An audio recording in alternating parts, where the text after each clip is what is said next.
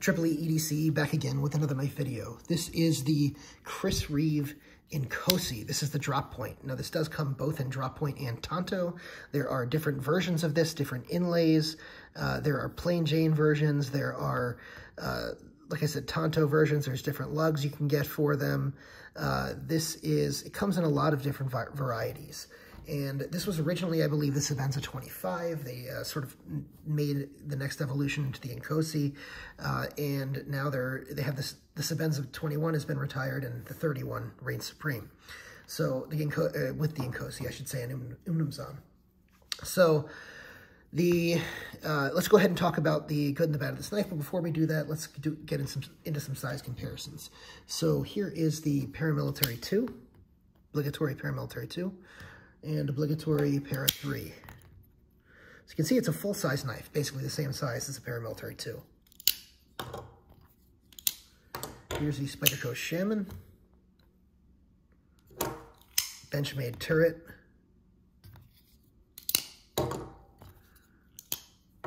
here is the Endura XM18. Some of you guys in this price range may be looking at that. And let's find another one in this price range. How about this is a sort of an out there knife. A lot of people don't own, but it's in this price range, in this size range. The Spartan Kranos.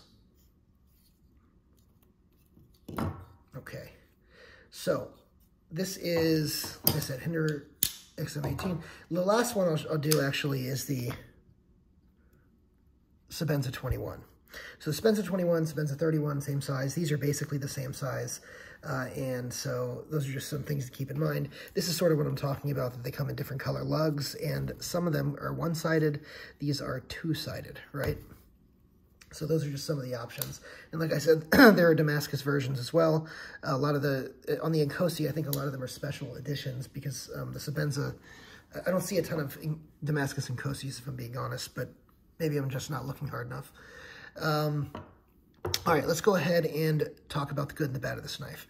So the good of this knife is the fit and finish. I mean, the fit and finish on these are amazing, impeccable, really, really well done knife. The edge, you know, from the factory comes great, really slight hollow grind.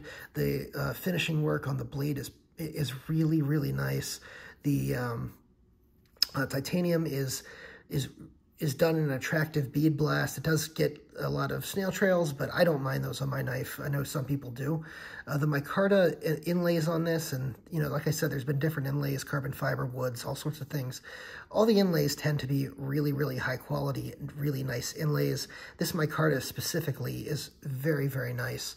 You can take a look at it there. It does come in black micarta or this natural micarta. There's also red linen micarta, I believe, that Knife Ship Free does. So very nice in that regard. Like I said, the finishing on this knife is just really good. Really, really appreciated. Idaho made, USA made, very nice. The action on this is also really, really satisfying. Now, this is not a drop shot knife. This has probably been covered to death, but these things do not drop shot. If you loosen the pivot, can you make it drop shot? Yeah, but, you know, then the blade gets a little loose and, you know, whatever. But in its natural state, it does not drop shot. However, it has a really hydraulic, glassy action that's just smooth all the way through. There's basically, you know, it runs on grease inside. So, and you can see that it just clicks right into place, and it's done perfectly to where, you know, everything is contacting the right spot, no problem, right? This is, I believe this is pre-lock bar insert, right? Yeah, this one is pre-lock bar insert. I think they do come with a lock bar insert now, but this just goes to show you how well some geometry does, or how the difference good geometry makes in a frame lock. There has never been any lock stick on this one. And that has a lot to do with how the blade's finished. This has a lot to do with how the titanium's finished, but it has even more to do with lock face geometry. And Chris Reeve has done interviews and talked about this, that the lock face geometry matters, and the lock face geometry on this is perfect. Now, you may be wondering, does this front flip? The answer is yes, it front flips, but not comfortably. So, you know, that's just an aside. Don't count on front flipping as a really fun way to open this, but it can be done, right? See? All right, in any event, the next thing on this is the price. So for the quality, you know, the price is expensive, but for the quality you're getting here, I actually think these are well priced. And I think the market agrees, because these are one of the few knives that for the regular editions tend to hold their value pretty well, and for the special editions go up significantly. They're both quality items and collector's items, and so that's another great thing. The next good thing about this is the Chris Reeve's warranty, basically, and the spa service. So I can send this back to Chris Reeve. He will take it apart, completely bead blast everything, and refinish everything, you know, get the edge screaming sharp. Everything will be basically as new. That's amazing. That is amazing, amazing service. Like, it blows me away that they have that. And so you can, you know, this is one of the best ways to buy it, is if you can be patient with the spa service, buy one that's beat up. You know, not that has huge dents in it or anything, but buy one that has a whole bunch of snail trails. Get it, send it in for the spa service. You'll get a much better price, and with a little patience, you know, you'll get a great deal. So that's great on it as well. The another good thing is that it comes with, you know, the grease for the inside, but it also comes with the tool to take the pivot apart, and they encourage you to take it apart and maintain your knife, which I know I appreciate, and also, of course, Nick Shabazz appreciates. He loves taking knives apart, so that's great as well. Now, this is a slightly different mechanism on the inside than the Sebenza 21. I believe the Sebenza 31 had an upgrade to include the pivot, the way the pivot is on the inside. And if you're curious how the pivot on the inside is, so you can see how big the washers are on the inside, right? They come all the way to the edge. So the pivot's here, and the washers themselves come all the way to the edge. You can see right there, the washers come right to the edge. Now, by contrast, you know, here's Benchmade, right? And the washers are in there. They're not anywhere near the edge. They're within the blade, essentially. That's not just Benchmade, that's pretty much everyone. This is the exception to the rule, not the rule. So that's great as well. Also, I like the fact that they updated, now this is the updated one where they updated the pocket clip. It's canted upward. It used to be straight, and that caused some problems with the lock bar, but they fixed that now, and I think that it works great. And this is what I'm talking about by the snail trails. All right, so let's talk about the bad. So really only a couple of things on the bad. One is, you know, not everyone loves the snail trails, and if it's not your thing, you know, you can get rub like this right here on it. You can get snail trails like this right here. That just happens on this type of titanium. Like I said, it can be fixed, but, you know, it's something to keep in mind.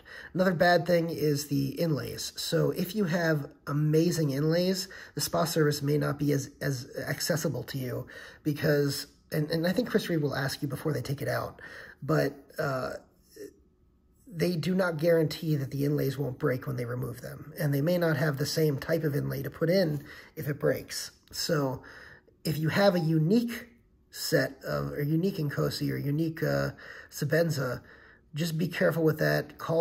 I would call Chris Reeve ahead of time and make sure that you're going to get the service that you anticipate you're going to get, you know, based on your inlay, right? So that's my only caution on the spot treatment. Really, the biggest issue with this knife is going to be the thumb studs. So this has been, you know, talked about to death. I hate these thumb studs. They're extremely uncomfortable. The way they are, they sort of come to a point, and that point, every time you use it, sticks. It's sort of like, you know, bruises your hand for repeated openings. The pad of your thumb essentially gets bruised. That sucks. It sucks. And not only that, this is slick. So there are times where I'll go to open it, right? And my finger will I'm not doing it right now, but I'll go to open it. Yeah, my finger will just slip off. And then, you know, you'll feel that, it's not a point, but it's a rounded point, but it just drags across your thumb repeatedly and causes some, you know, bruising over time. Not pleasant if this is an EDC for you every single day, right? If you switch it up, you're not going to have that problem. But if you carry the same knife every single day, you're going to run into that problem. And that's really my biggest complaint of this knife. The only other real complaint I have, and look, I like simplicity and everything, it's just that the pivot is a little uninteresting. Not a big deal, but as Nick Shabazz would say, it's a deal. So, and then the other thing that I don't quite get is the decision not to put a Torx head on this end, or an Allen head or whatever, to match here. So you got a head here, but no head here. Head here, head here, head here, head here. This is the only one that's rounded. So, don't like that. Other than that, this is a great knife. I definitely can recommend this knife, and if you are in the market for Chris Reeve, definitely one to check out. I know a lot of people say check out the Umnumzaan. I actually have never had a chance to check out the Umnumzaan. I'm going to do a quick comparison of this with the Sebenza, just so you guys can see it. I'm not going to do a full video on this, but this is the Sebenza. This is obviously the Damascus version. Now, the Sebenza normally comes bead blasted. Because this is Damascus, this comes more of a polish finish. It is bead blasted over here on the lock bar. So just something to be aware of. The biggest difference between these two is and I forgot to talk about ergonomics, by the way. The ergonomics on this are good. Probably, I would say, an 8 out of 10. Really good. Very happy with the ergonomics on this. And this one, for me, is a little less good ergonomically. The lock bar tends, because of this cutout, the size of the cutout there, so the cutouts are different sizes, that tends to dig into my finger a little bit on this one. But, you know, it's not a big deal, but you do feel it. The other thing is, I actually normally like where they just have one, you know, recess for your finger, or one choil for your finger, and then a neutral handle, rather than here where it's multiple of those and then a neutral handle. But this one actually works perfect for me, my large glove size hands. So I don't mind that, but your results may differ if you have a medium, you know, or extra large size hand. But this is pretty good too. I'd say this is more along the lines of a 7 out of 10 ergonomically. This is an 8 out of 10. So that's the big difference between the two. Obviously the inlays are a little bit different. Like I said, this is a canted pocket clip. This is straight. So those are the big differences. There's thumb stud, you know, or double-sided lugs, single-sided lugs, right? But you can get them made either way. Same hollow grind for the most part. Same sort of blade shape and blade options for the most part, as you can see. There you go. You can see basically they are the same blade. So yeah, these are both great knives. I like the Inkosi slightly better, and if I could have found a nice Damascus version, I'd probably keep this. This is actually going, because I just had some other things, but I'm going to be holding on to this one. As you guys know, I gave away one of these a while back, and if I can hit a couple of milestones coming up, there may be another nice knife given away. Hint, hint. All right. Not necessarily this one. Excuse me, not necessarily this one, but check out something in that price range. In any event, thank you guys for watching. Go ahead and hit that subscribe button if you want to be around for the giveaways. Make sure to hit those notification bells too, and drop a like, hit the comment, and let me know what you think of these and where they still sit in the market. And I still think they sit pretty well in the market, even with the price hikes from a couple years ago. Thanks so much for watching.